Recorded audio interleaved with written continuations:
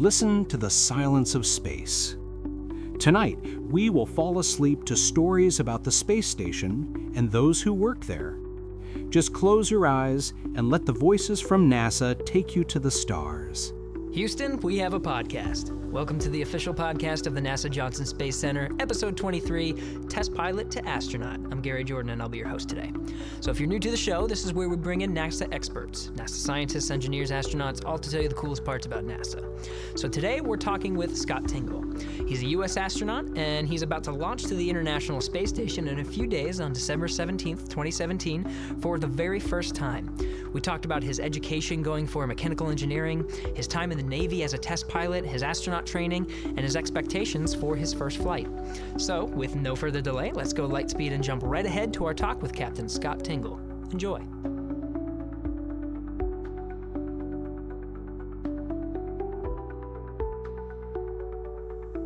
T-minus 5 seconds and counting. Mark. All launch commit lights are correct. There she goes. Houston, we have a podcast.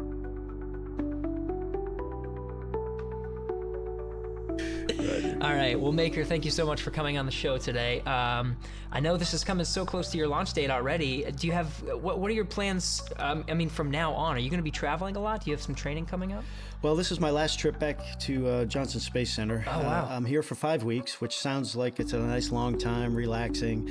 No, we'll have none of that. We've got a lot of training. We got to finish up. We've got integrated simulators with the full crew complement. They're coming in from Russia and Japan to do these simulators. I'm finishing up with some evaluations in the EVA community, and then doing a lot of payloads training and getting all my rust knocked off my fingertips so that I can be good when I get back up on station. And then the last week that I'm here, I'll be really focusing on the family and trying to make sure the roof's not going to leak in the next hurricane. Yeah. Make sure the bills are paid, make sure things are set up, the cars are running right, they're all registered, and all the little details that takes to run a family. So everything that's going to happen in the next 6 months, I have to look forward in my crystal ball and either take care of it or have a plan to attack it when it comes up for that. And then on October 27th, I leave, a one-way ticket to Moscow, and we begin final exams in the Soyuz. Are you staying there up until your launch? We'll stay at Star City until about 15 to 17 days prior to launch, and we spend about 2 weeks in Baikonur, which will be in Kazakhstan, and we'll have training there, and we'll start getting on the whatever sleep cycle we have to get on, and we'll use that as a little bit of relaxation. But the family will join us out there about 3 days before the launch. Cool. And I'll see them from quarantine, from the other side of the glass, and then we'll get ready to go. And then December 17th will be the actual launch. Yes. And off to space station we go. Very cool. Hey, that'll be my first trip to Russia. Actually, is for that launch. Oh, that's awesome. I think I'll be a awesome. media escort for Nemo Kanai. Your Excellent. crewmate. Yeah. So some of the public affairs folks that are going over there, I'll be escorting his. That's good. His I'm sure I'll see you there. Make sure you're waving high, and I will. And maybe we can get some time off the side to enjoy a beer. Hey, I hope so. That'll be fantastic.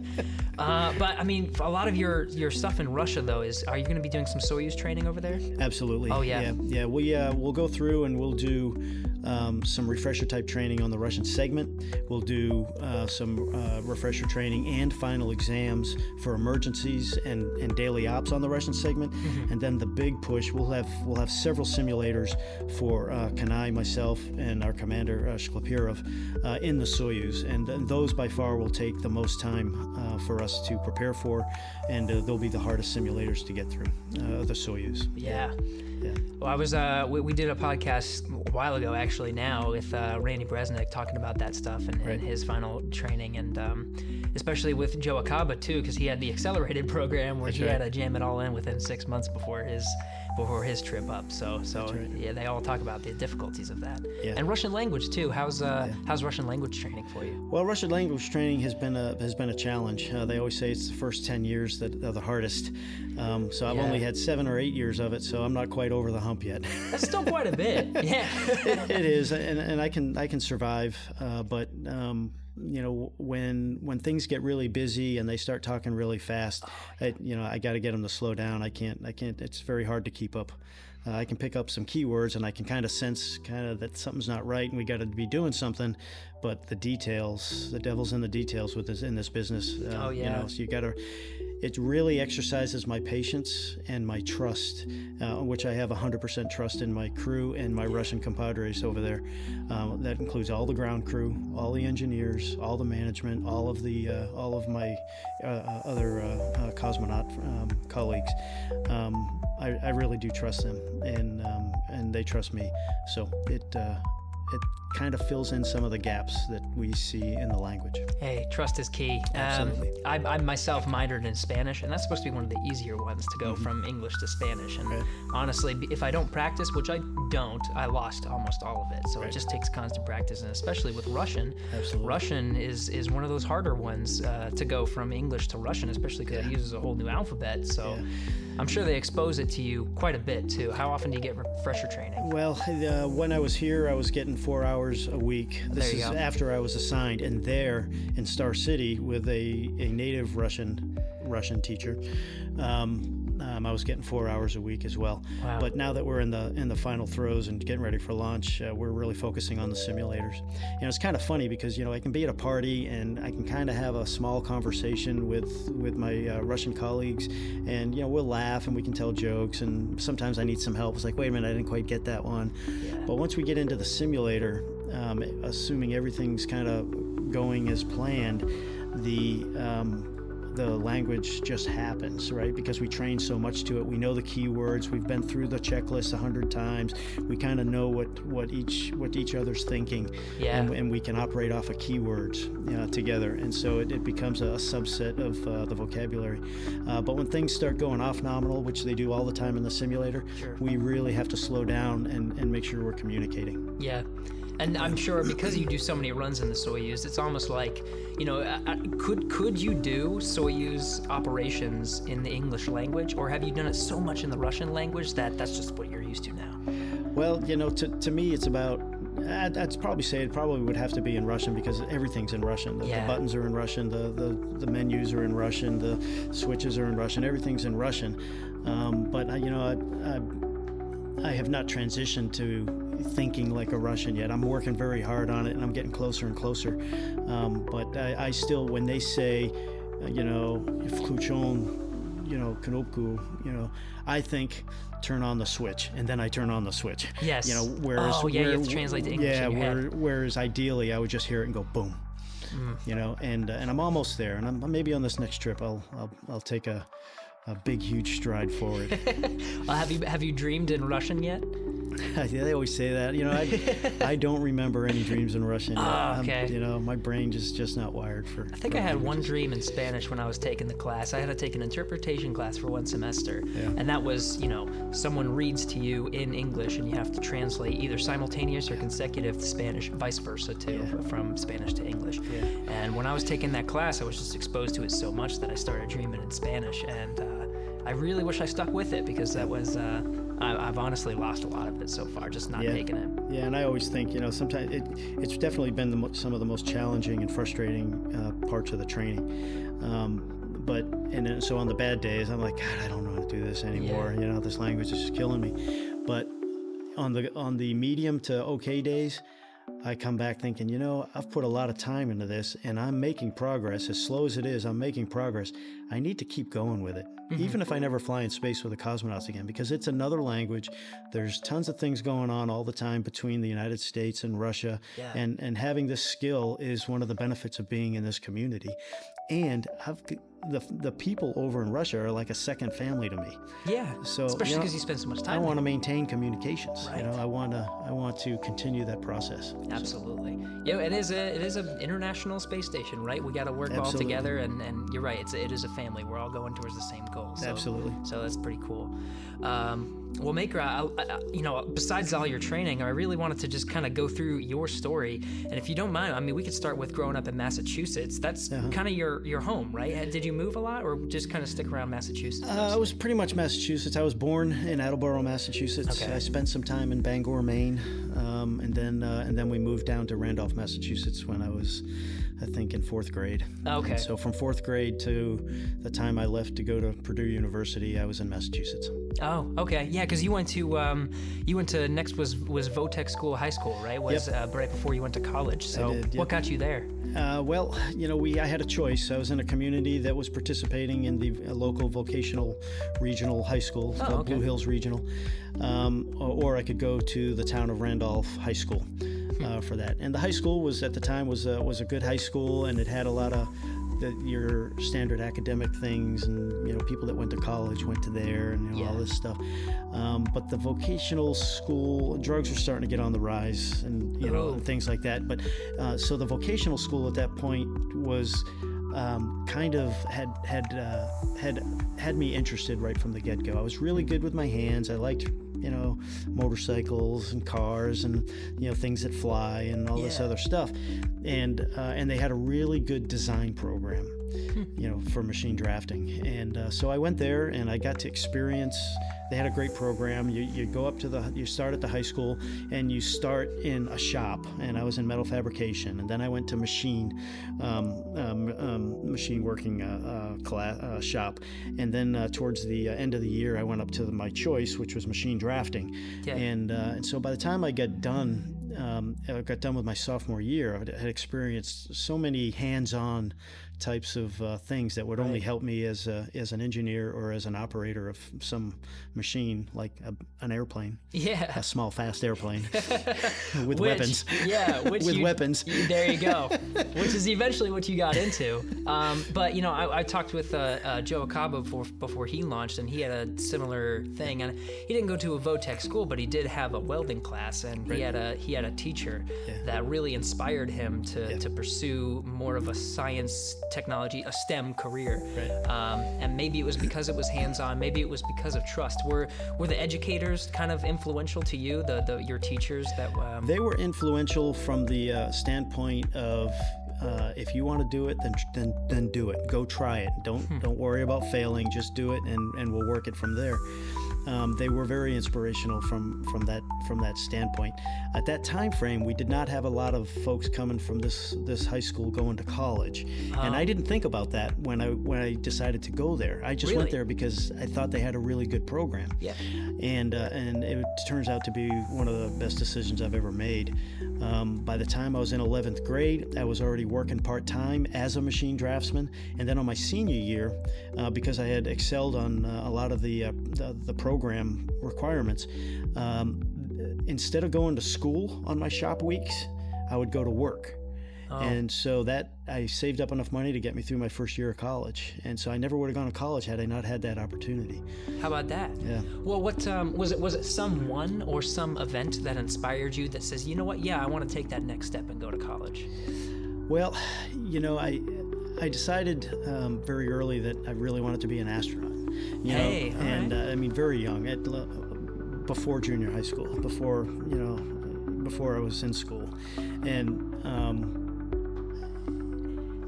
and I was looking for ways to do that, and I knew that becoming an engineer would be a good thing, because the next step is I want to be a pilot, and then after a pilot I want to be a test pilot, and then after a test pilot I want to try to be an astronaut. And so to me that was the path. And when I looked at it, I was like, okay, do I like doing all of these things? And if I never get any higher than engineer, is that good enough? Absolutely, yes. I would enjoy that. That would be great. And so that's how I kind of worked, stepping through those goals. And the vocational background just made that, having an engineer that actually has been down and bent metal and drilled holes and put things together and seen how it doesn't work and how it could work. Huge benefit to any design team. Did it help you visualize it? Absolutely. Yeah. Absolutely. And when somebody comes up from the shop and says, hey, I can't get these things to work, I go, okay, let's go look at the drawings. It's like, oh, okay, the tolerances are too tight. It's not realistic. We don't have the control processes on the floor to actually make these tolerances work, so we have to widen them up. Just having that knowledge and having the trust that when somebody from the floor comes up and says, hey, why are you designing it like this? We really need it like this. To listen to them. Yeah. Because it gave you perspective. It absolutely. gave you perspective on both ends. The design, looking at paper, but then also looking at, thinking about the machines and the guys in the shop. So why mechanical? Well, the college I went to only had mechanical at the engineering, time. Yeah. And so I went, decided to do that. And but I tried to specialize and take as many courses as I could in the thermal sciences, because I had a big interest in aerodynamics and airplanes. Yeah. And gas dynamics and fluid mechanics and heat transfer is all what makes airplanes fly. Oh, absolutely. And so I did all of that. And by the way, Blue Hills Regional right now has a great program, engineering program now. It's pre-engineering, and they send a lot of people to college now. So they've really transitioned. They've got a great equation going for their students. Yeah, I couldn't be more proud of them. You kind of set the bar here when you were talking about your plan. I'm going to take all these steps to get to astronaut, and then the last two were test pilot, astronaut. Yeah. Looking at your bio here, you followed it exactly. I did. And was that really part of the plan that early? Like you knew that test pilot, astronaut was the last two steps from that early? I did. Wow. Yeah. But what I didn't expect, we're jumping ahead here a little bit, but sure, was that at each step, I really liked what I was doing. It was not easy to make the decision to stop being an engineer and go fly airplanes for the Navy. And it was not easy to leave the operational community and go be a test pilot. It was not easy to say, hey, thank you, you've just offered me command of the Navy's biggest test squadron, but I'm going to go be an astronaut. It was not easy. Wow. You know, but I had to stay true to my plan, and you know, if it wasn't hard, anybody would be doing it. Right? Yeah, that's true. Because when you're thinking about it, you know, you think, okay, I'll just take that next step. But you're right. When you're in the moment, it's difficult, especially when you enjoy your job, which is, you know, they tell you if you enjoy your job, you're basically not working at that point, because that's the best part. Yeah, and the people involved in each one of those jobs, incredible people, talented, motivated, dedicated, full of support. They all, you know, became good friends and colleagues. You know, they're my ex-bosses, ex-people that worked for me, just friends in general. Mm-hmm. And I tell you what, when the cans light underneath me on December 17th, I'm going to be thinking of every one of those folks, and they're going to be coming with me to space station. That's true. I mean, you're right. We are kind of jumping around a little bit, but kind of off that point, you know, you kind of worked your way up. You worked, I think that you were an engineer for a little bit, then you were a pilot, but you're working with people in different scenarios. They're both your coworkers, but then also you said you were a leader at some points, and somehow you had to manage. You know, what did you learn along those way, and how to work with others and then eventually manage others? Yeah. So my first real leadership job was I had just gotten into the Navy. I finished flight training, and I joined my squadron, and I had been previously enlisted because I had to pay my way through college. I needed a job, and I was an ordnanceman, E3, E4 type person, and so I had a lot of experience on the floor, a lot of experience as a mechanic, and you know, working with ordnance and putting things on airplanes and cleaning toilets and mopping floors and things like that. And when I got into this job, I had a lot of instant credibility because I had gone through that process. I had been them, you know, for 6 to 8 years, and so I was able to see dynamics in the community that I was in, and I was able to address problems before they became huge problems. I was able to help people achieve goals. I was able to stop people from doing silly things, you know, and help their families. And it was really inspiring to have that much impact on the people around you, positive impact. Wow. And when I experienced that, you know, my life really started changing towards the teamwork, team building, relationships, leadership type things. It's really the core of everything we do. Even now, right? I mean, you're seeing it now in astronaut training. It's not just an astronaut. There's a lot of people behind you, right? Absolutely. Yeah. Thousands and thousands of people. Yeah, and they're all helping you to achieve the goals and running their own things too. Thousands of people in 16 different countries. That's right. You know, in terms of collaboration, this is pretty big. You know, you're talking about global collaboration. Yeah, absolutely. And, I'm sorry for jumping around for those who are listening because we're all over the place, but we'll go back to your school. You went to get your mechanical engineering. Is it Southeastern Massachusetts University? That's where I graduated from, but Okay. they've recently changed names. They're now University of Massachusetts, there you go. North Dartmouth. Oh, okay, in North Dartmouth. Okay, cool. But then you eventually pursued a master's, and I'm guessing that was part of your plan too. Yes, and that was Purdue University. Purdue University, cool. It says you were focusing mainly on fluid dynamics or fluid mechanics and propulsion? Yeah. What made you pursue that over other specialties? Airplanes. There you go. Part of the plan, right? Absolutely. Wow. So what is it that about propulsions that really kind of, that really you enjoyed? Yeah, well, because eventually you worked for Aerospace Corporation, and you were in the propulsion department, right? I was. Yeah. I liked rockets. Yeah. And big turbine engines, big powerful turbine engines. That are on jet fighters. There's a lot of heat, and there's a lot of science and theory that goes into how they run, how they work, and it just drew my interest. Absolutely. So what did you do for Aerospace Corporation? I worked in their propulsion department. I started off working shuttle solid motors. A little bit there, and for those that don't know, the Aerospace Corporation is it used to be called Federally Contracted Research Corporation. They got a different name for it now. It's like RAND. It's like a think tank. Okay. And they're positioned right next to Air Force Space Systems Command in El Segundo, California. Okay. And they're really in charge of just kind of looking over the whole program, the details of the designs, looking at the readiness of the vehicles, and offering their just thousands and thousands of years of experience on helping out the community and then overlooking for the government the program and making sure things are ready to blast off. Wow. So doing the science and the engineering of the propulsion aspect, was your next step applying for the Navy to be a pilot? Yes. Okay. So did you have any flight experience before you did that? I did. I had a few hundred hours when I was younger in my undergraduate at University of Massachusetts. Oh, okay. I enlisted in the Navy. So this is back in college. You were already okay. Yeah, I did. I was 18. I enlisted, and I spent a couple summers at various boot camps and getting educated on how to load bombs on airplanes and things like that. And but one of the benefits was you get the GI Bill and flight training qualified. So I used some of my benefits to go get my private pilot's license, which I did. It took me 3 or 4 years. I was very slow, but I did it. And During college? During college. College. And I got it. And my first flight was I took my mom flying up to New Hampshire. Hey, cool. Yeah, that was cool. That was a fun day. That was Absolutely. a fun day. When I got to California, which has a huge aviation community in Southern California, I met a guy who had a Pitts Special, which is very acrobatic. It's limited to 12 or 13 Gs. It'll stall before you overstress it. Wow. And we used to I used to take lunch breaks, and I used to go fly in his Pitts Special right out of Hawthorne, right where they're building SpaceX now. Wow. Right out of Hawthorne Airport, and we'd fly out over Palos Verdes, over the Spruce Goose and the Queen Mary, and we'd do Lomschervaux and spins and rolls, and there used to be a guy that comes out of Santa Monica in a Burt Rutan Very Easy, and he would always try to get on my 6 to try to shoot us.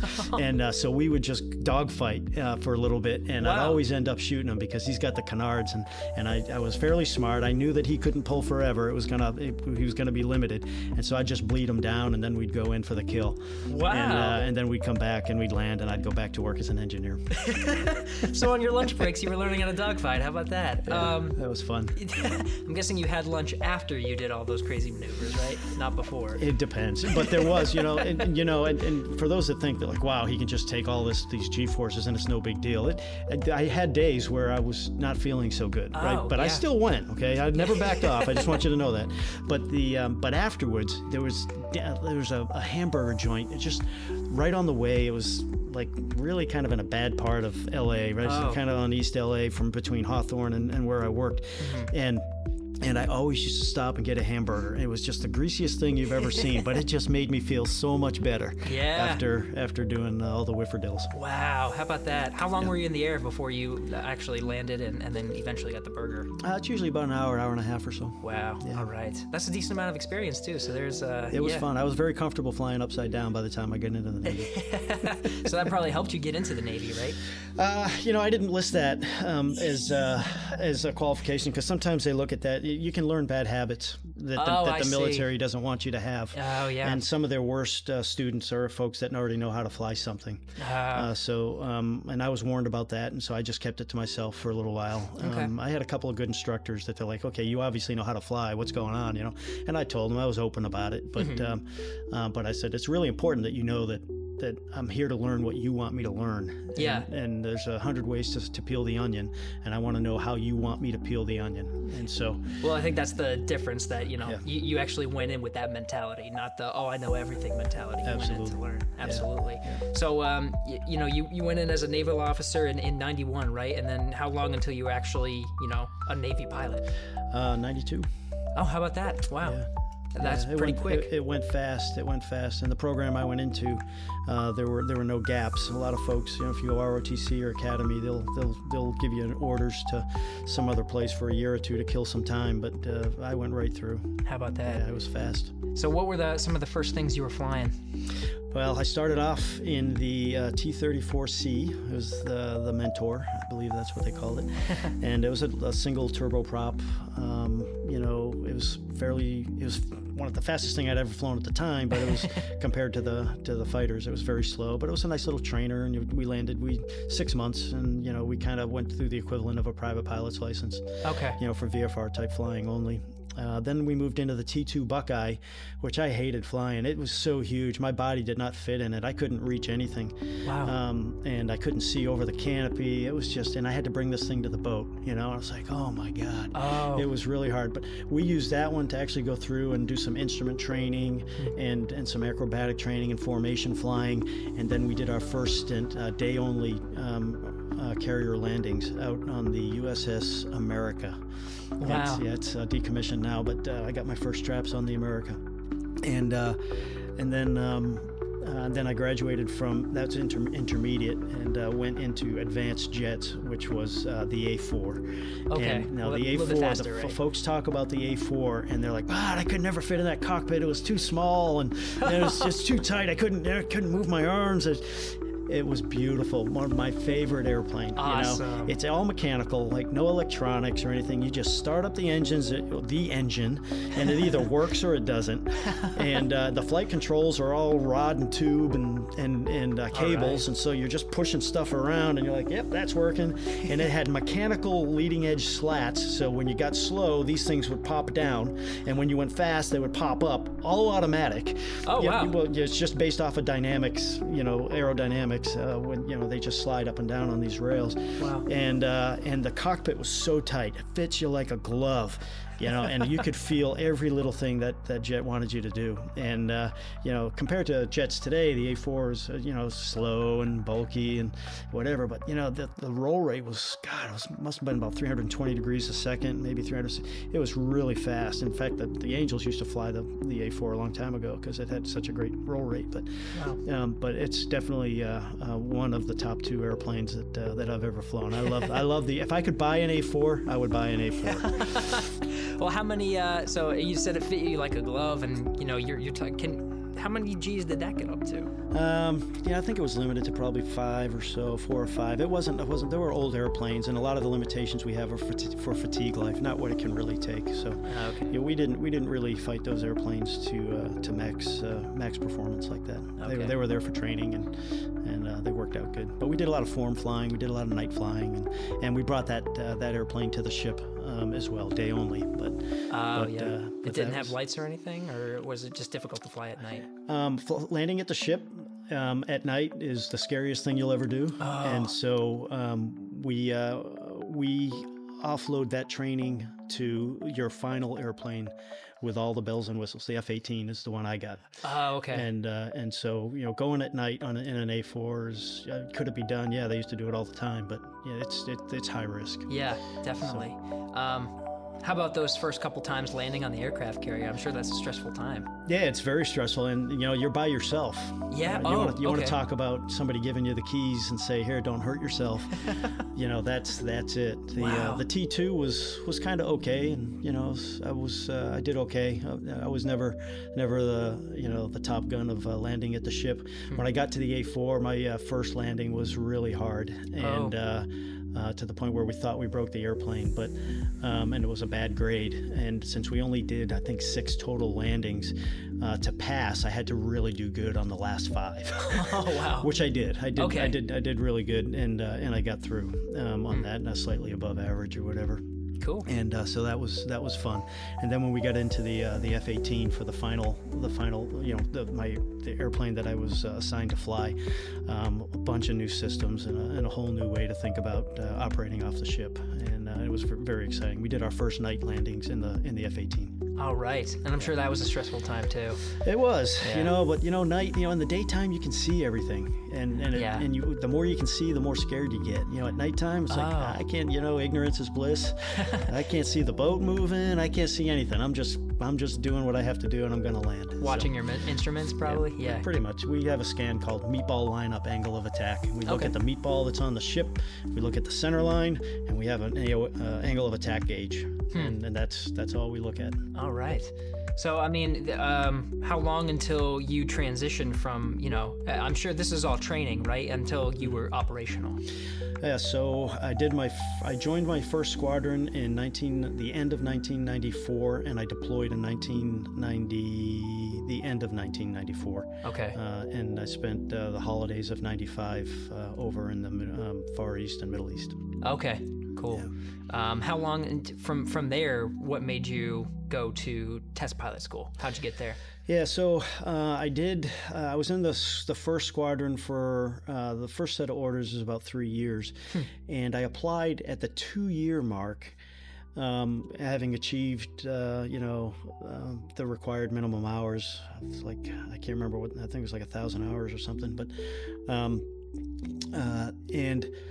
as I was going through it, a lot of folks say, "Hey, you're too early. You got to go get more experience. You got to do whatever." And but I had such an extensive engineering background, I came back selected, and I was the youngest. I wasn't the youngest, but I was the junior person in my test pilot school class. Wow. Yeah. How about that? Yeah. So that worked out good. Yeah, that's fantastic. I mean, thinking about test pilots, you said astronaut was in your mind since you were a kid, and I'm sure that test pilot was definitely the last step before astronaut, because of heroes like the Mercury 7 and those kinds of guys. That's why you wanted that path?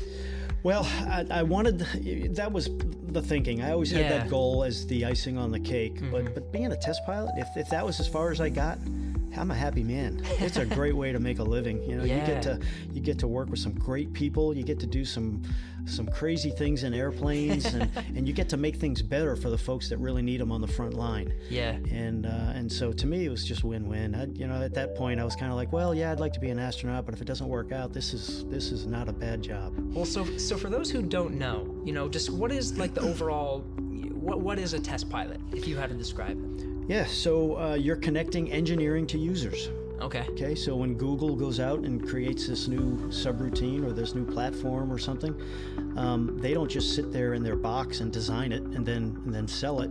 They bring people in from the front line, you or beta testers or whatever, and they go, "Hey, this is what we're thinking. What do you see wrong with it? Can you try this out and give us your comments on it? Hey, what do you think about these design characteristics?" And then so they're connecting the user to engineering, and so the engineering test pilot does exactly that. We have experience on the front lines, whether it's flying combat, flying from the ship, or flying whatever vehicle it is, but we also have an extensive engineering background, and so they train us to be able to connect the dots between the two communities and actually provide a better product overall to the operators, to the users that have to be effective, but also to the business managers, because they don't want to have to redo this product at the end of the life cycle. Yeah. So you're doing feedback both ways. You're saying, you're living these designed aircraft, but then you're also going backwards and saying, hey, fix this needs to be tweaked there. Absolutely. And I'm sure that's why that must have been the thinking of why they selected test pilots for the Mercury 7, is because they were the ones that had this experience. You're designing brand new spacecraft. Absolutely. And you need that sort of feedback. Absolutely. So Absolutely. you said you were working with, you were working with some great people. Yeah. So how was that relationship, with the operational side, but then also the engineering side? Well, there's always little things that go back and forth, like, well, you're a test guy, we're talking tactics, get out of here, Sure, and they'll rib you a little bit. But as I got older and more senior, I went to test pilot school in 96, 97, and so here we are, 20 years later, right? And I've been at NASA for 8 years. So, 12 years after test pilot school, I was working either as a test pilot or as an operational combat pilot. And in the Navy, we go back and forth. The Air Force doesn't quite do it like that, but the Navy goes back and forth. So you're always just kind of changing groups and communities and things like that. But during my second tour as a test pilot, I was at the carrier suit department. I was actually the lead for the department, and so anything that went to the ship had to come through us. And we, new airplanes, new systems, whatever it was, and we'd actually go out and certify the ships as safe for flight on their systems, and we'd tweak their systems and make sure they were working just right. Yeah. And we'd get calls from folks in Bahrain. They're in the Persian Gulf, and hey, our systems, something's off. We've had a couple near misses here. Can you come out? And we'd get a team together and go out, and we'd look at it and fix it. Cool. And do what we needed to do. But that whole process, you're working with military folks, you're working with civil servants, and you're working with contractors. Yeah. And they all have different ideas on what's better, what the fleet needs, how things should work.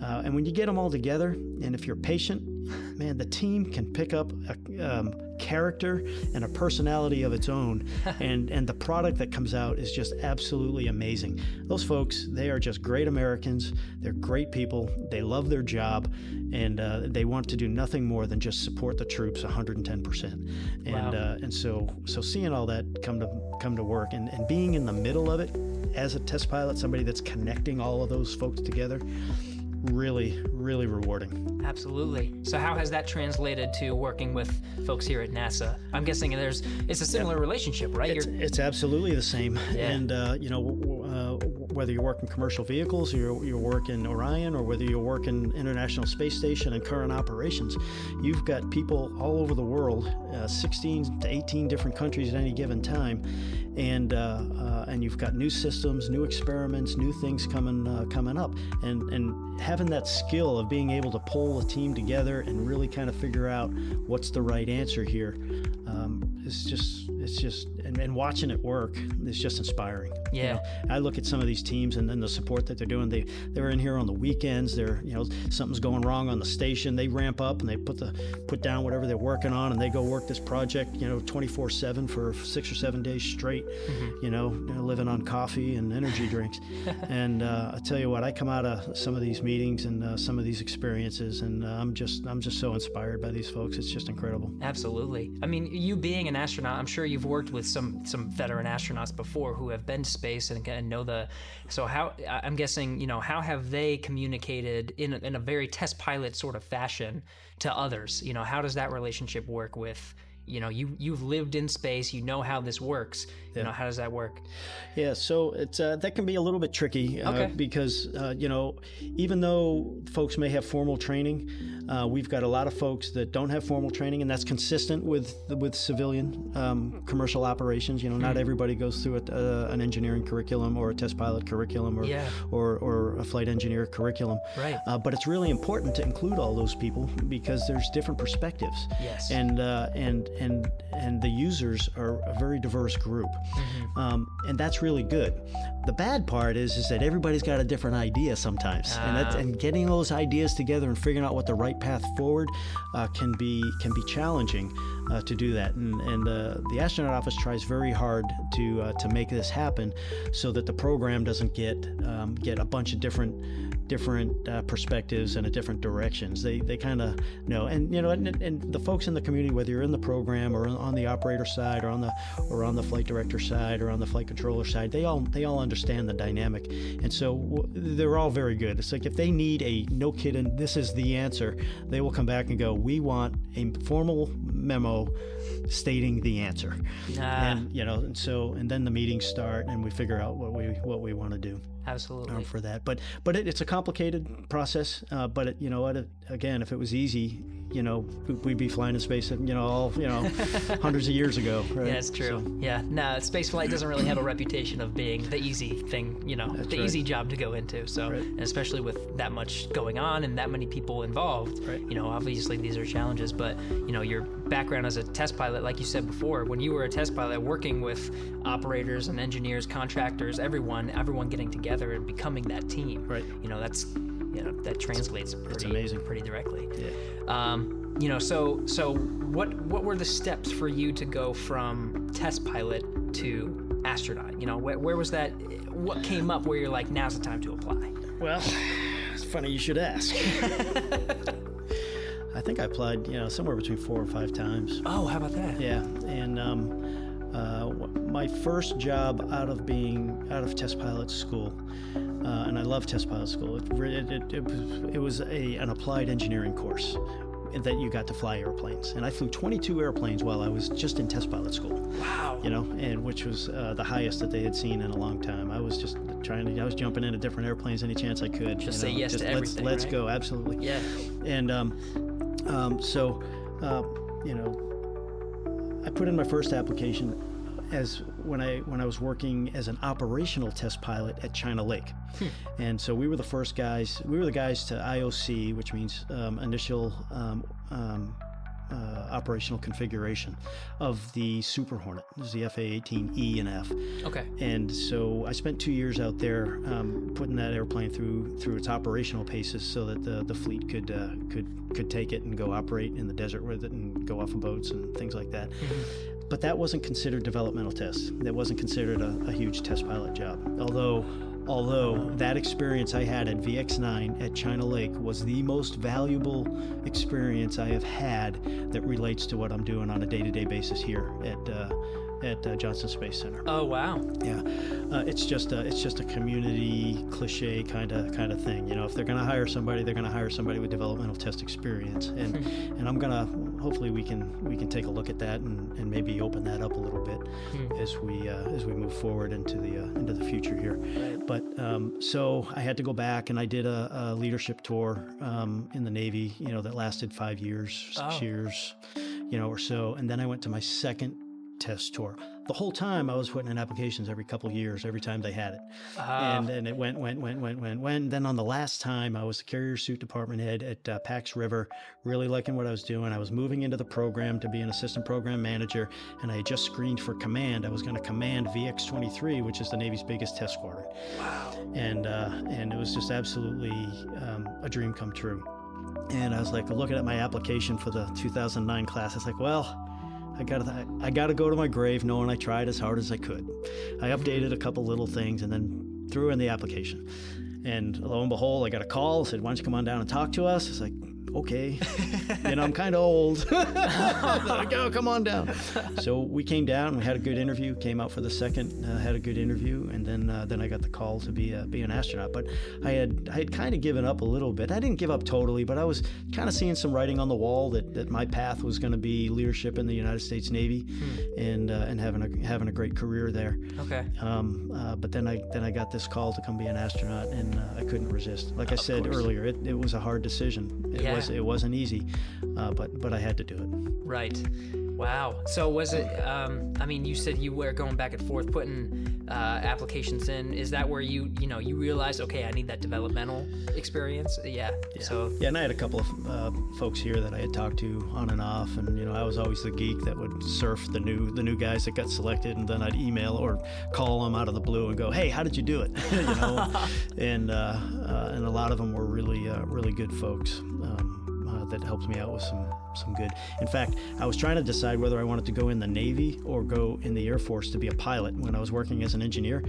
And then one class got selected, and it was Taco out at, he had just gotten selected from the Navy side, and I called him, and he was one of the guys that actually answered his phone. And I was like, hey, I'm trying to decide if I want to be an Air Force pilot or a Navy pilot. And it was quiet. And then I hear this, boy, there ain't nothing like flying off the ship. The next day I signed up with the Navy. No way, the next day? All right, there it is. I've made up my mind. How about that? So that I should have asked you before, why Navy over Air Force? Because I was actually probably leaning towards the Navy a little bit more because I was enlisted in the Navy as during that time frame. Makes sense. Yeah, so it was an easier transition, but the Air Force has some really nice machines and some good communities. Yeah, that are very, very interesting. Absolutely. So. But you're even back then, you were calling up astronauts, asking them, what did you do to get to where you are? Yeah. And that astronaut made it very clear that Navy was the way to go. I might not make it to the astronaut corps, but I'm sure as hell going to fly off the ship. Yeah. Wow. All right, so taking that Navy experience and your first couple years of astronaut training, and we only have a couple minutes here, but how has that helped you? Your experience in the Navy with, especially, I'm guessing the T-38 was kind of a nice transition, fly more aircraft. Yeah, it absolutely was. The T-38 is a really fun airplane to fly. Yeah. And the ones we have here, I don't know if you've ever been out to Ellington and met those the maintainers out there. Phenomenal mechanics and structural guys. Wow. They absolutely, those airplanes are 50 years old. Wow. Plus. And the amount of rework and care and TLC they put into those things, it's absolutely amazing. They're a dream to fly. It's like getting in a new car every time. And they're just such good care about that. It's really impressive. Mm-hmm. Makes me not want to fly them because I don't want to break them, but they're really fun to fly. The Navy experience was really valuable. From a grit perspective, flying in a cockpit that's hot, or maybe the systems aren't working right, or you lose an engine, and you're in a poopy suit because you're flying out over the cold water, and you're having a hard time moving and breathing, you learn to overcome these things by just focusing on the things you need to focus on. Yeah. I call it being on government time. It's like, hey, I'm working for the man right now. I can't quit. I got to keep going. Mm-hmm. And then so that the Marines call it, we'll say Semper Fi, never leave a man behind or whatever. And they just drive through it, the SEALs. They just drive through the pain. They drive through the challenge. They drive through the frustration. And you get a lot of that in with flying in the Navy to make things work out right. But the big thing I take away from all of that experience is the oodles and oodles of people working behind the scenes to make an operation happen. Mm-hmm. You can be the guy that goes out and jumps in the cockpit, but the cockpit you're jumping into, that airplane was just worked on by probably 30 people, and it was probably, you have a whole support of thousands of people making sure the systems are designed right and are working right and are the logistics chain to get them the parts to you to keep them running. Yeah. And then you have all the operational people that are feeding you the intelligence you need, the information you need to have a safe flight plan, and all the trainers that have taught you how to fly safe formation, execute safe tactics, and certified you in combat operations, and then you have people on the ship making sure you're not going to fly into the back of the boat and making sure you can come home and get that slider at the end of the night. For that. And so to me, putting that all together, and it's just all of my friends working together to make the mission happen. How about and that? It's the most inspiring thing I've ever seen. Fantastic. Well, you're going to be launching here soon, and I think, I'm not sure when we're going to release the podcast, maybe before or after your flight, but, you're going to be going up soon here in December. What are some of the things we can look forward to seeing you do on orbit? Do you have, EVA's plans, some special experiments, or maybe some social media that you're going to be doing? Yeah, so we'll be doing some social media a little bit. I'm gonna hand it off to Craig Bernard up at CB office there. Sure. He'll help keep me out of trouble. We can do some things there that can get ourselves into trouble pretty good. So I'll send down some ideas to him, and he'll follow through, and he'll filter out the things that'll get us into trouble. Right, Craig? And then he'll be listening.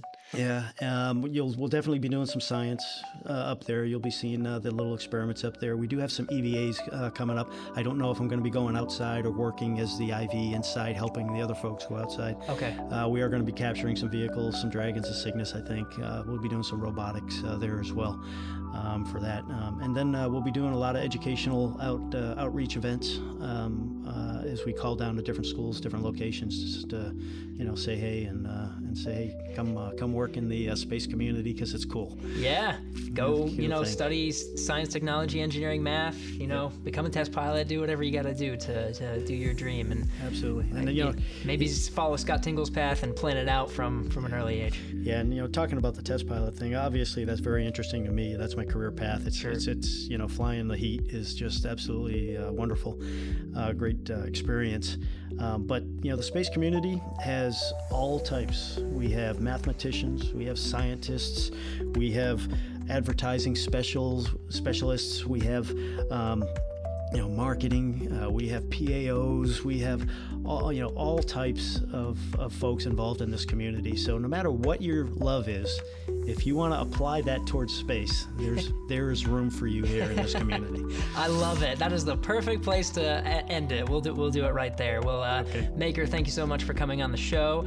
For the listeners, just stay tuned till after the music here to learn how you can follow Maker on his journey, and then some of the other accounts on where you can follow along on the International Space Station journey. So again, Maker, thanks again for taking this time, and best of luck on your launch, and you're finishing up your training here in the next couple months, and your 6-month increment aboard the International Space Station. That's right. Thank you so much. And it's definitely time to get busy. Chop, chop, hubba, bubba.